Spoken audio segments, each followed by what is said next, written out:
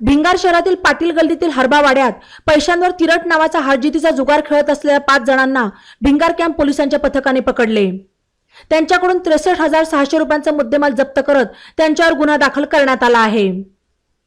Bhingar camp police स्टेशनचे सहाय्यक police निरीक्षक योगेश राजगुरू यांना भिंगार शहरातील पाटील गल्लीतील हरबावाड्यात काही इसम हे पैशांवर तिरट नावाचा हारजीतीचा जुगार खेळत असल्याची गोपनीय माहिती मिळाली।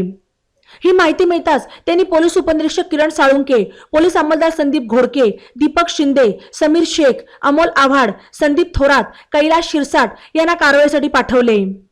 या पथकाने तेथे जाऊन छापा मारत जुगार खेळणाऱ्या 5 जणांना पकडले। त्यांच्याकडून रोख रक्कम, मोबाईल आणि जुगार खेळण्याचे साहित्य असा 63,600 रुपयांचा मुद्देमाल जप्त करत त्यांच्यावर गुन्हा दाखल करण्यात आला आहे।